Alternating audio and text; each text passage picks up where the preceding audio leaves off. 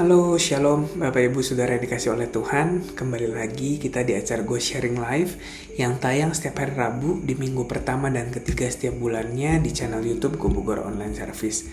Nah, hari ini perkenalkan dulu, saya Yobel. Saya mungkin hari ini ingin sharing tentang satu tema yang mungkin udah sering kita alami, yaitu kuat di tengah pergumulan. Nah saudara, mari kita baca dulu satu kebenaran firman Tuhan di Yesaya 41 ayat 10 berkata demikian. Janganlah takut sebab aku menyertai engkau.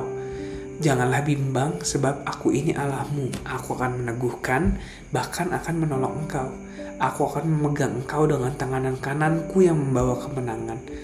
Nah, di setiap kita ini, saudara, pasti kita pernah atau sedang atau mungkin akan menghadapi pergumulan dalam hidup kita. Itu pergumulan itu mungkin bisa berbeda-beda bentuknya. Ada yang bergumul dalam keluarga, ada yang bergumul dalam pekerjaan, kesehatan, keuangan, studi, pelayanan, bahkan mungkin pergumulan yang tidak terlihat oleh orang lain yang kita cuma pendam sendiri. Seringkali mungkin saat pergumulan datang kita bertanya-tanya kan, Tuhan kenapa sih ini harus terjadi? Tuhan sampai kapan kira-kira ini terjadi gitu. Tetapi melalui firman Tuhan hari ini saudara, Tuhan ingetin kita buat kita jangan takut, buat kita jangan bimbang karena Tuhan menyertai kita. Jadi itu adalah berarti kekuatan kita itu bukan berasal dari diri kita sendiri. Kekuatan kita ini bukan karena kita kuat atau mungkin karena kita hebat, tapi karena Tuhan itu menyanggupkan kita gitu. Dibilang Tuhan menyertai kita, memberikan kekuatan. Ya, ada 3 poin yang ingin saya bagikan hari ini untuk kita semua yang mungkin harus kita sadari saudara agar kita bisa bertahan di tengah pergumulan. Yang pertama itu yang harus kita ingat adalah pergumulan adalah bagian dari hidup. Ya, jadi selama kita hidup pasti kita tuh menjumpai gitu namanya masalah dalam hidup kita.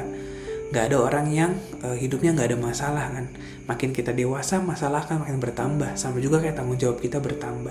Karena itu kalau hari ini mungkin kita semua di sini punya masalah atau sedang menghadapi masalah, jangan ngerasa hidup kita paling sengsara gitu atau Tuhan ninggalin kita.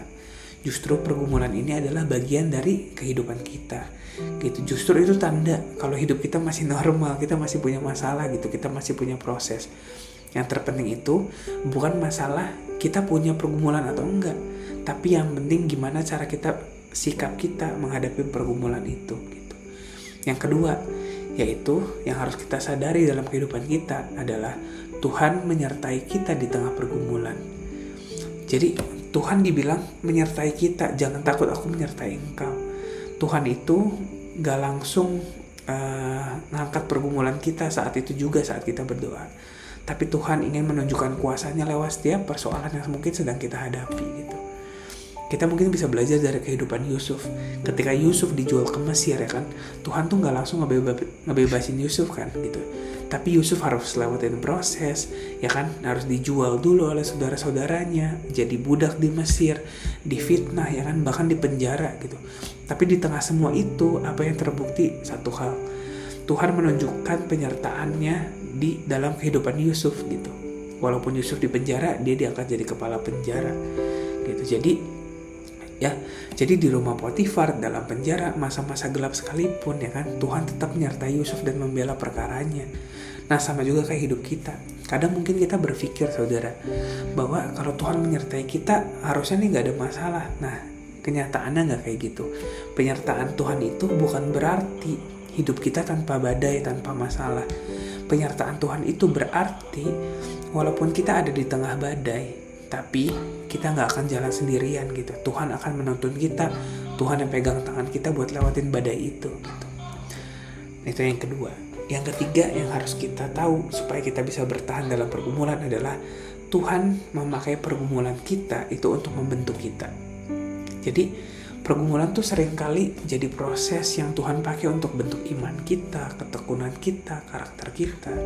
Sama seperti Yusuf gitu, saat dijual ke Mesir ya kan, Tuhan bentuk karakternya, kesetiaannya, terus kesabaran Yusuf gitu ya kan. Kalau misalnya Yusuf gak lewatin proses itu, Yusuf gak akan siap untuk punya posisi yang besar di Mesir ya kan, yang Tuhan percayain gitu, yang akhirnya dia jadi penguasa Mesir di sana kan.